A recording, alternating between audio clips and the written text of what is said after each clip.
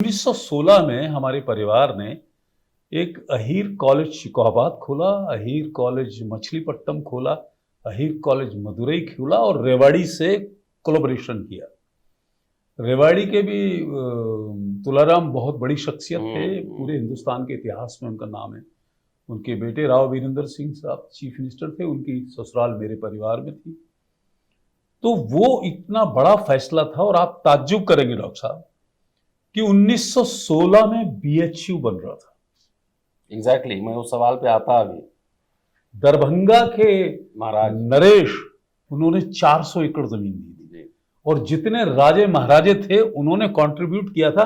अब आप अंदाजा लगाओ कि उनके पैरेलल उसी ईयर में अहीर कॉलेज शिकोहाबाद शेप ले रहा था और बीएचयू जिसके पीछे पूरी सरकार करी थी, सरकार बन गई, वो नोआखाली में भागते चले गए वहां। तो आप उनके कंट्रीब्यूशन को, लोग हिस्ट्री नहीं जानते हैं, पढ़ते नहीं है, उन्हें कुछ पता नहीं है। गांधी पे आप सवाल उठा सकते हैं, जो फादर ऑफ नेशन है। ये बात मुझे बहुत खराब लगी और मैं बड़ा अफसुर्दा हूं उसके बाद।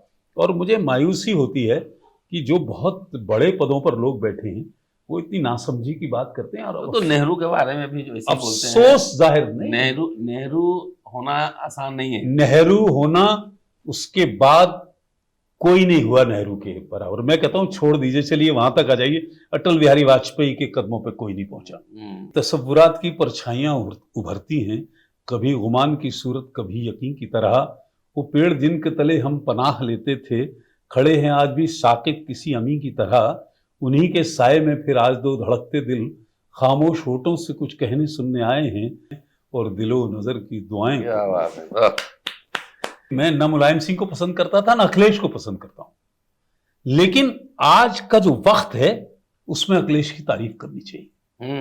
मैं इतना दरिया दिल भी हूं कि किसी भी वजह से, चाहे हालात हो चाहे परिस्थिति हो, उसने लड़ लड़ा के एक बड़ी लकीर खींच दी। मैंने कहा मैं बिल्कुल पसंद नहीं करता हूं।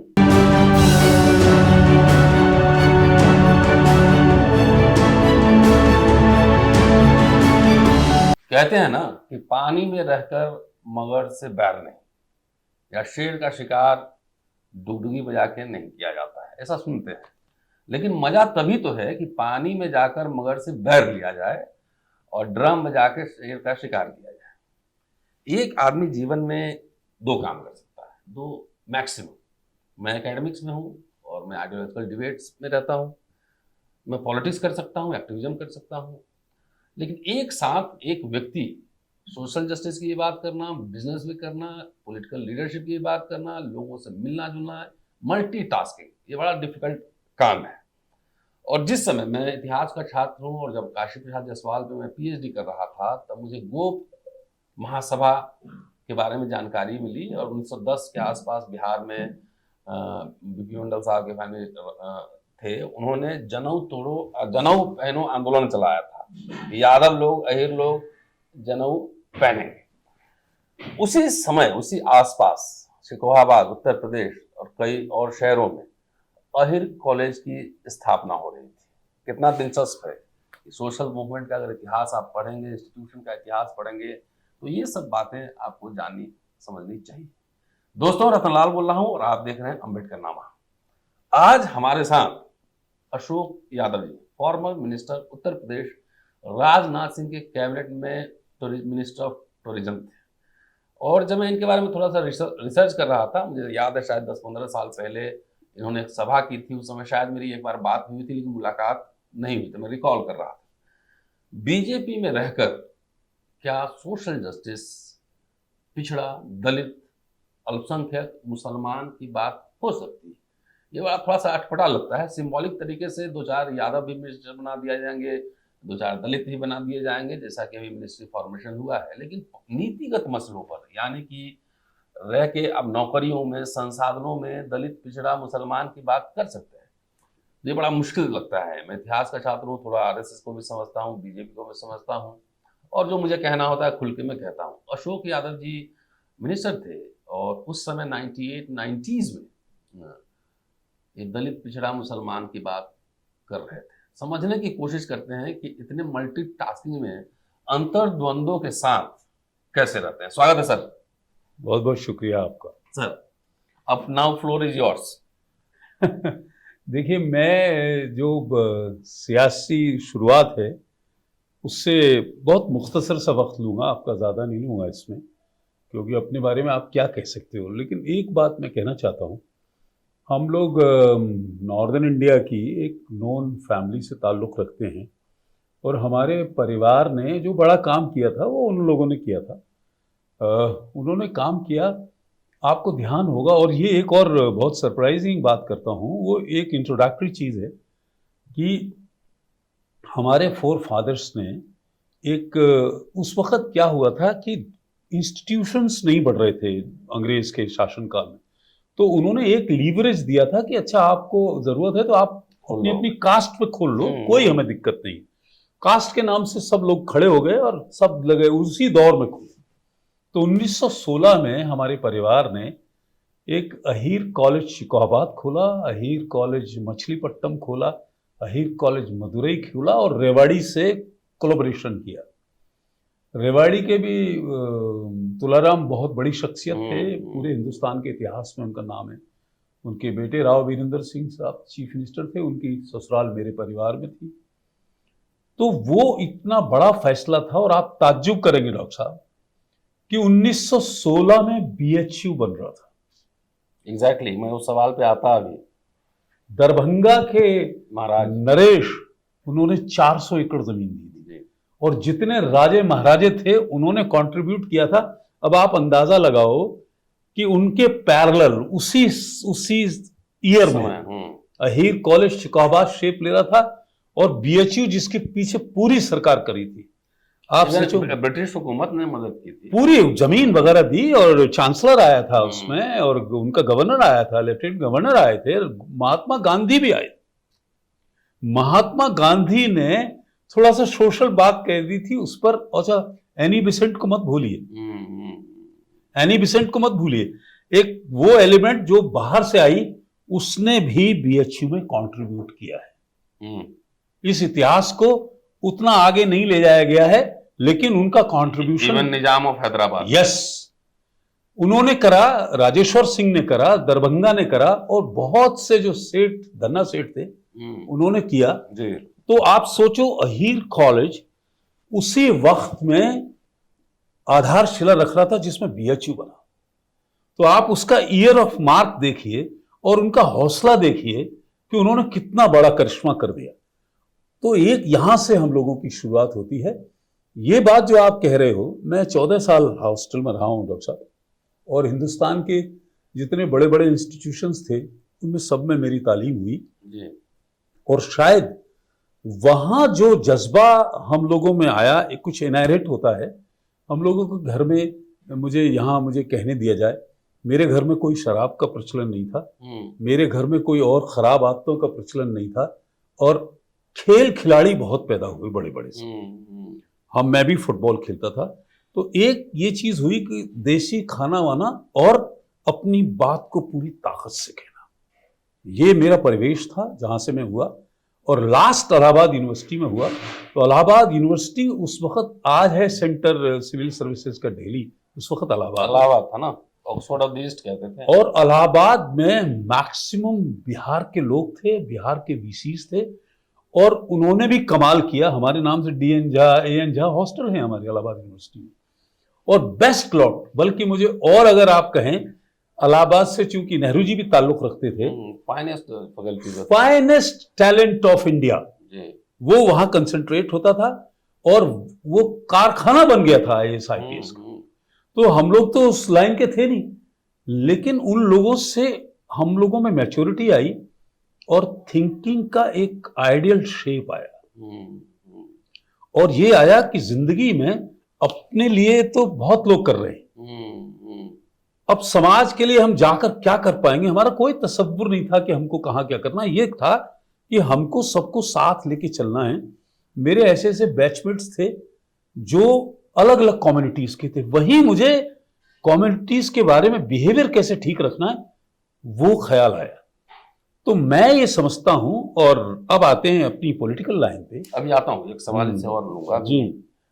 रास बिहारी मंडल, जी बिल्कुल ठीक है, मधेपुरा मधेपुरा, स्टेट रोम पोप का और हाँ। मधेपुरा गोप का। तो 1910 में वहां पे गोप महासभा, बिल्कुल, जातीय बिल्कुल। महासभा होती है, मैंने लिखा है उसमें। बिल्कुल, बहुत बढ़िया बात। और वहां पे फिर बोले सब जनेऊ पहनेगा। और बाद में 20s में आपको पता है बिहार में बहुत इसमें वायलेंस हुआ था, यादवों को पीट पीट जला दिया था जो बिल्कुल। जनेऊ पहना था। उस समय अब मैं अगर ढूंढूंगा तो आपके फैमिली का रास बिहारी बाबा कहीं ना कहीं कनेक्शन निकलेगा।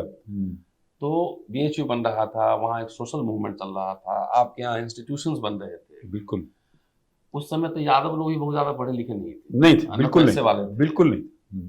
आज तो इतने सारे लोग अब हैं, बहुत सारे लीडर्स हैं, जो इंस्टीट्यूशन बनाने का जो एक जील था कि हमें संस्थाएं बनानी है, बिल्कुल, वो कहीं ना कहीं गायब हो गया। मंत्री तो बहुत है, नेता तो बहुत है, मेरे व्हाई दिस इज हैपनिंग? देखिए, मेरे ख्याल से क्या हुआ, ये जो कास्ट इंस्टीट्यूशंस बने उस वक्त तो एक टेम्पटेशन में बन गए, लेकिन इन्होंने थोड़ी सी खराबियां भी पैदा करी। ये कास्ट के कंसंट्रेशन कैंप भी बन गए, एकदम। जैसे बीआर कॉलेज, जाति के नाम पे हॉस्टल्स बने। जैसे बीआर कॉलेज था हमारे यहाँ, आगरा कॉलेज। अब बीआर कॉलेज में सब ठाकुर भर्ती होने लगे, हमारे यहाँ सब अहीर आने लगे। Can you believe? कबीला बनने लगा, कबीला बनने, जिसने समाज का नुकसान किया। हमारे कॉलेज में 2-2 चीफ मिनिस्टर, 3-3 चीफ मिनिस्टर जो उत्तर प्रदेश के वो पढ़े हुए हैं। ऐसे ही बीआर कॉलेज में जो हिंदुस्तान भर के सब, वो तो बहुत बड़ी इंस्टीट्यूशन थी, हमसे बहुत बड़ी थी, उसमें तो जो कंसंट्रेशन ऑफ कास्ट जब होता है तो वो फिर नुकसान करता है, उसमें अदराइजेशन क्रिएट करता है ना। और तो उसमें एक ये जो बात है ना, ये मुश्किल तलब हो जाती है। और कास्ट को इसलिए नहीं रोक पाए ब्रिटिशर्स। मैं एक बात आपसे अर्ज करना चाहता हूं, this is my ideology, I may be right और रॉन्ग। राइट।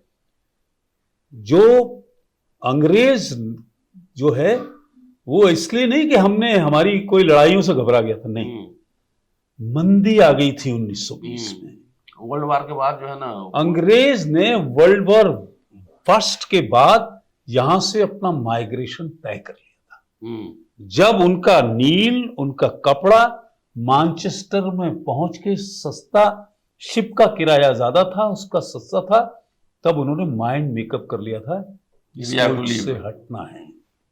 ठीक है, मैं किसी के प्रयास को कम नहीं आंक रहा हूं, लेकिन वो पहले से तय कर लिए थे। चर्चिल की आप जुबान समझ लीजिए और उनके तरीके समझ लीजिए, और गांधी जी की कंसिस्टेंसी समझ लीजिए। एक बात मैं यहां जोड़ना चाहता हूं कि अभी जो सबको चुभी, मुझे भी चुभी, मैं स्टूडेंट सब उससे निकला हूं।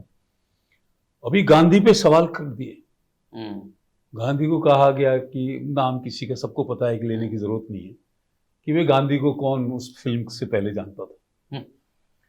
तो मुझे ये लगा कि जिस आदमी का 1939 में या 40 में, मुझे ईयर याद नहीं है, गांधी जी का बर्थडे मनाया जा रहा था और यूएनओ में उनका बाद में मुजस्समा लगाया गया तस्वीर, Martin king Luther, Nelson Mandela और आइंस्टीन उनके भगत थे।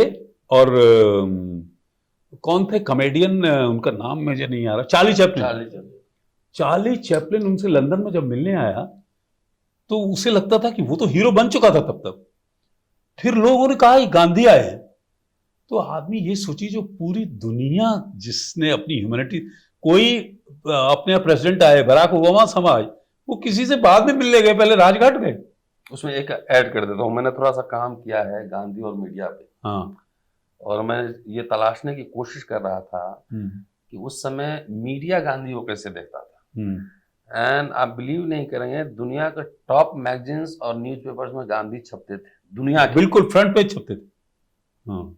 तो ये साहब जो कह रहे हैं कि फिल्म के पहले कोई नहीं जानता था, साहब को इतिहास है, ज्ञान का एंटायर पॉलिटिकल साइंस है। जी सर, कंटिन्यू। की तमाम एजुकेशन कंट्रोवर्सी में, और आपको यकीन नहीं होगा, टाइम्स ऑफ इंडिया या टेलीग्राफ, किसने कहा था, उन्होंने कलकत्ता में गांधी जी से कहा कि आप आ तो जाते हैं, और लेकिन आपको कवर करना हम लोगों के लिए बहुत मुश्किल होता है, और इतना हमको ताम झाम गांव में ले जाना पड़ता है, गलियों में ले जाना पड़ता है, मुश्किल होता है, लेकिन हम क्योंकि यूर फेस ऑफ न्यूज़पेपर पूरा मीडिया भरा था। आप सोचिए एक आदमी ने, वो भी वकालत करने गए थे, और आजादी का ख्याल जो वकालत करने लोग गए हों, चाहे नेहरू जी हों, चाहे राम मनोहर लोहिया हों, सब बाहर से करके आए। तो फ्रीडम का असली खेल तो वो बाहर से देख के आए थे, वेस्टर्न यूरोपियन लिबरलिज्म से तो उसके लिबरलिज्म से यहाँ ये फ्रीडम हमारी पैदा हुई। तो गांधी को पढ़े लिखे थे, लेकिन देखिए पढ़ाई लिखाई नहीं होती है, आपके दिल दिमाग में काइंडनेस कितनी है, उससे आपकी लीडरशिप पैदा होती है। गांधी जितनी काइंडनेस हमारे हिंदुस्तान में नहीं थी, तब बताइए कौन सा आदमी था जो गांधी को सलाम नहीं करना। आइंस्टीन जैसा आदमी उनको चिट्ठी लिखता था। अंबेडकर जब मिले थे तो उन्होंने कहा कि mister Gandhi, we have no homeland, और कोई भी स्वाभिमानी दलित इस देश पर गर्व नहीं करेगा। और गांधी सुन रहे थे। आज तो राजद्रोह का मुकदमा हो जाएगा। नहीं, उनमें पेशेंस बहुत थी। किसने क्या नहीं कहा, जिन्ना ने उनसे क्या नहीं कहा, किसने क्या नहीं कहा, लेकिन वो सब टॉलरेट करते रहे। और उनके जो दिल दिमाग का हिंदुस्तान था, अगर उन्हें आप कुछ भी कह सकते हो, लेकिन वो चाहते, क्या आप सोचते क्या हिंदू मुसलमान उन्होंने रोका नहीं? सरकार बन गई, वो नोहा खाली में भागते रहे, चले गए वहां। तो आप उनके कंट्रीब्यूशन को, लोग हिस्ट्री नहीं जानते हैं, पढ़ते नहीं है, उन्हें कुछ पता नहीं है। गांधी पे आप सवाल उठा सकते हैं, जो फादर ऑफ नेशन है। ये बात मुझे बहुत खराब लगी और मैं बड़ा अफसुर्दा हूं उसके बाद। और मुझे मायूसी होती है कि जो बहुत बड़े पदों पर लोग बैठे हैं वो इतनी नासमझी की बात करते हैं। और तो नेहरू के बारे में भी जो ऐसे बोलते हैं, अफसोस जाहिर नहीं, नेहरू होना आसान नहीं है। नेहरू होना, उसके बाद कोई नहीं हुआ नेहरू के बराबर। मैं कहता हूं छोड़ दीजिए, चलिए वहां तक आ जाइए। अटल बिहारी वाजपेयी के कदमों पे कोई नहीं पहुंचा। जो मिजाज, जिसका जहन का आदमी था, मुझे अटल जी ने ही बीजेपी ज्वाइन कराई थी। अब आता हूं, उसी पे आता हूं जी। आप मिजाज से तो सेकुलर हैं, हाँ, और सोशल जस्टिस वाले भी हैं जी। राजनीति में दिलचस्पी कैसे आई? आप व्यवसायी भी हैं, सक्सेसफुल बिजनेसमैन भी हैं। जी, तो व्यवसाय तो मेरा बहुत पीछे आता है, आगे तो पॉलिटिक्स ही आती है। वो तो जिंदगी बसर करने के तो थोड़ा सब कुछ करना पड़ता था, वो बच्चे करते हैं, मैं उनसे दूर रहता हूँ।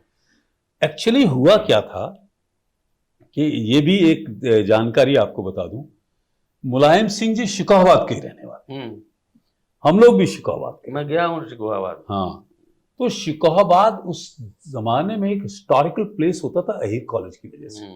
तो वहां रेलवे स्टेशन था, जंक्शन था, और जंक्शन से 1 किलोमीटर की दूरी पर कॉलेज था। तब वही एक जरिया था ट्रांसपोर्ट का। और बीएससी एग्रीकल्चर था, एमएससी था, बहुत 20-30 हजार लोग उस वक्त भी पढ़ते थे। तो ये था, और मुलायम सिंह जी हमारे कॉलेज के पढ़े हुए हैं। उसके बाद वो माइग्रेट करके गए सैफई इटावा, और हालात ऐसे बने, कोई परिस्थिति ऐसी बनी, मैं आपको बता रहा हूं, मेरा रूममेट दलित था, ही वॉज शेड्यूल्ड कास्ट, और वो बाद में डीजीपी भी बना, मैं नाम नहीं लेना चाहता हूं। समझ गया मैं, हाँ, अंदाजा लगा सकता हूं। तो वो था। और लेकिन हम लोग कभी ये बात, क्योंकि इलाहाबाद यूनिवर्सिटी का कुछ तो आप में असर होना चाहिए, कास्टिज्म। हम सोशलिज्म सीखे हैं तो इलाहाबाद यूनिवर्सिटी की सीढ़ियों पर सीखे। तो और मुसलमानों पर मैं आपको कहता हूं, मुझसे कहते थे मुसलमान, मेरा शीन काफ जेर जबर सब दुरुस्त है। आपसे शायरी भी सुनेंगे, मैंने सुना है। तो मुसलमानों से भी मेरा बहुत राब्ता था, दलितों पिछड़ों से सबसे मेरा राब्ता था। और ये जो चीज शुरू हुई, तो मैं इस जहन का था, उसको अटल जी बहुत पसंद करते थे, क्योंकि अटल जी की फिलॉसफी में, उनकी सेंट्रल लिबरलाइजेशन में एक लिबरलिज्म का उनके दिमाग में था। वरना एक प्रधानमंत्री होने के बाद उन्होंने पार्लियामेंट में कहा था कि मैं अगर जिंदा हूं तो राजीव गांधी की वजह से जिंदा हूं, इलाज करवाया था, मैं बीमार था, और उनको कहीं पता चल गया तो उन्होंने मुझे अमेरिका सरकारी खर्चे पे भेजा था। ये कोई आज का प्राइम मिनिस्टर नहीं कह सकता, दूसरे का नाम लेना उन्हें नागवार गुजरता। ये अटल जी की शख्सियत थी। तो हम लोग जिस दौर में पढ़े लिखे इलाहाबाद यूनिवर्सिटी में, शायद इलाहाबाद यूनिवर्सिटी अपने उरूज पे थी उस वक्त, अपने मैक्सिमम हाइट पर थी, तो उसमें सोशलाइट्स लोग निकल रहे थे। इलाहाबाद यूनिवर्सिटी चीफ मिनिस्टर्स पैदा करती थी, इलाहाबाद यूनिवर्सिटी प्राइम मिनिस्टर पैदा करती थी, रघुनाथ मिश्रा वहीं के पढ़े थे। तो हम लोगों को नाज था। तो हम लोग उस यूनिवर्सिटी से सोशलिज्म लेकर निकले थे। हमारे सबसे ज्यादा नजदीक दलित, पिछड़े, मुसलमान थे। जब इस एजेंडे से मैं भर्ती हुआ, मुलायम सिंह से लड़ा, मैं बहुत मामूली वोट से हारा चुका हुआ हूं, तो अटल जी मेरे घर आए।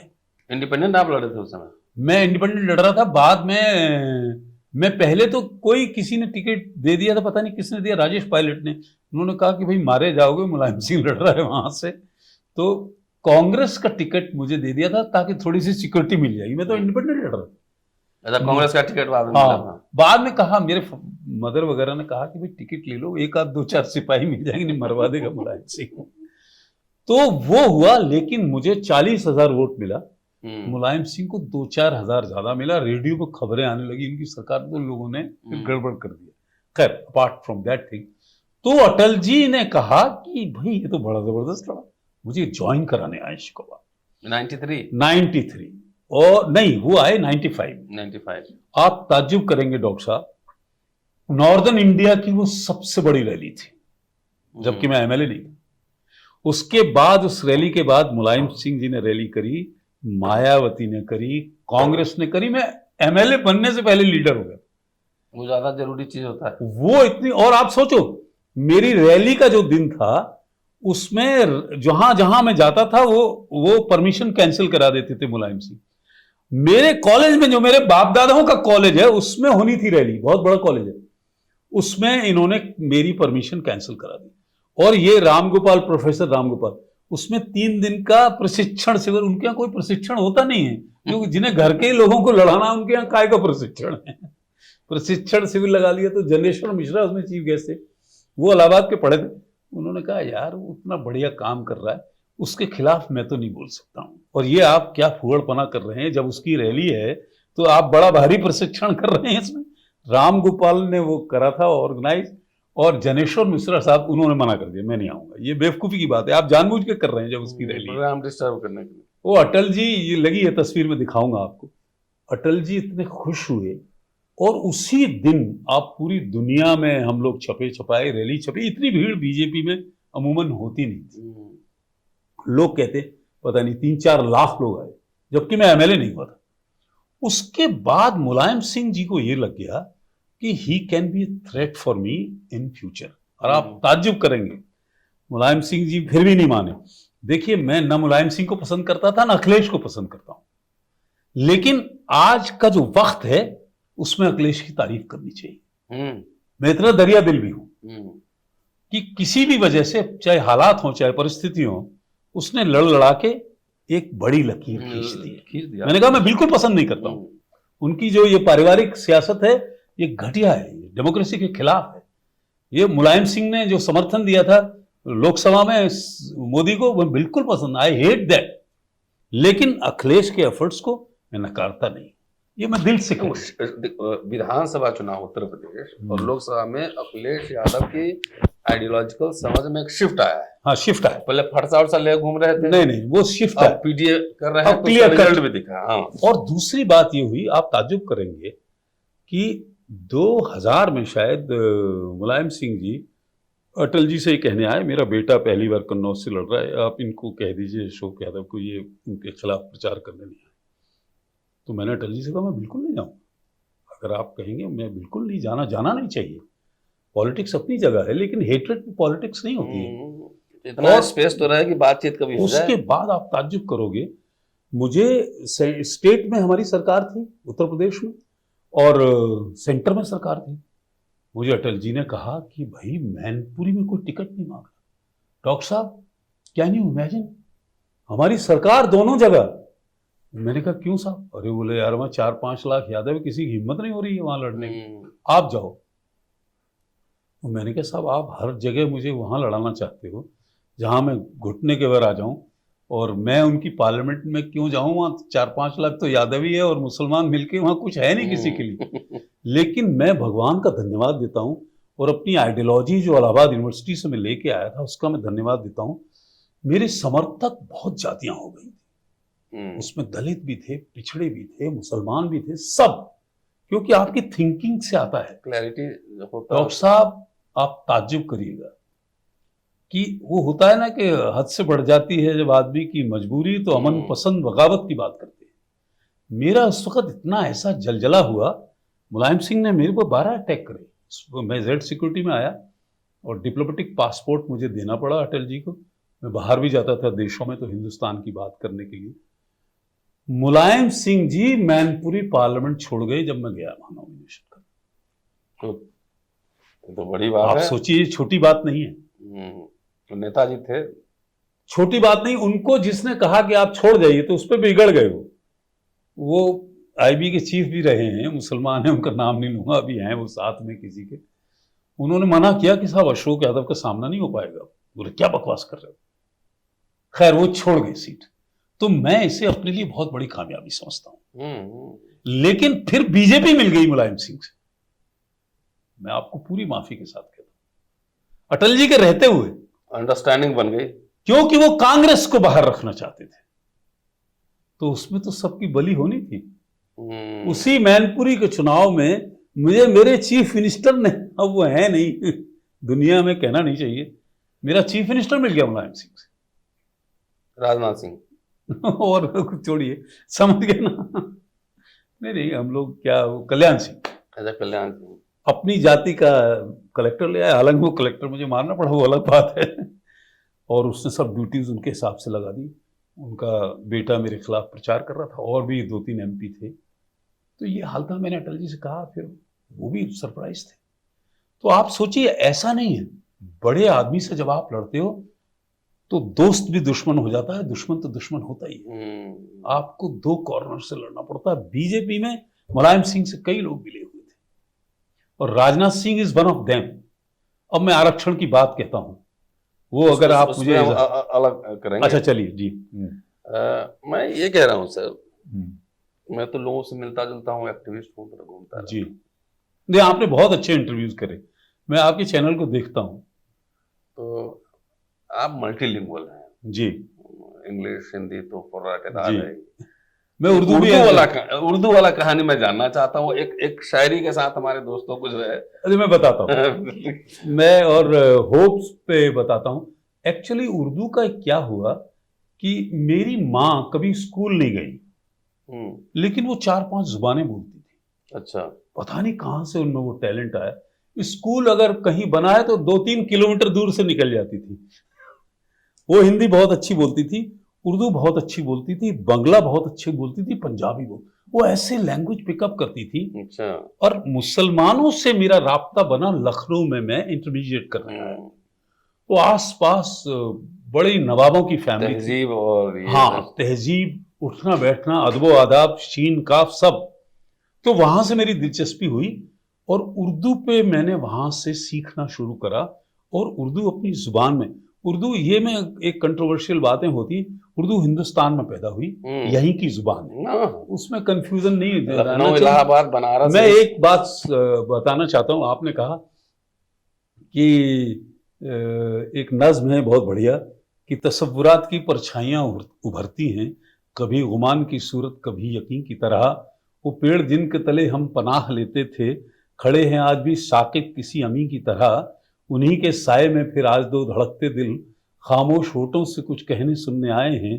बहुत कशाकश से बहुत काविश से ये सोते जागते लम्हे चुरा के लाए हैं। यही फिजा थी, यही रुत, यही जमाना था, यहीं से हमने मोहब्बत की इब्तदा की थी। धड़कते दिल से लरसती हुई निगाहों से हुजूर गैब में नन्ही सी इल्तिजा की थी कि आरजू के कमल खिल के फूल हो जाएं और दिलो नजर की दुआएं। क्या बात है। अब अगले एपिसोड में अशोक जी से हम बात कर रहे हैं कि अभी राजनीतिक रूप से क्या कर रहे हैं। और इनका मैंने पुराना इंटरव्यू सब देखा।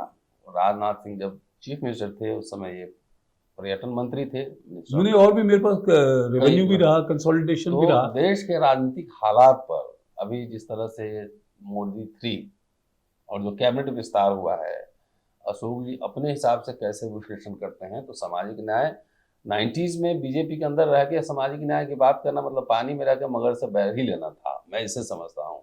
क्योंकि बीजेपी के डीएनए में सोशल जस्टिस है नहीं, सिंबलिज्म है। तो लेकिन बोले यूनिवर्सिटी में बैकवर्ड का आप वाइस चांसलर बनाइए तो वो नहीं बनाएंगे, प्रोफेसर बनाइए नहीं बनाएंगे, एक मंत्री जरूर बना देंगे। शुक्रिया, देखते रहिए अमर टीवी। बहुत बहुत शुक्रिया।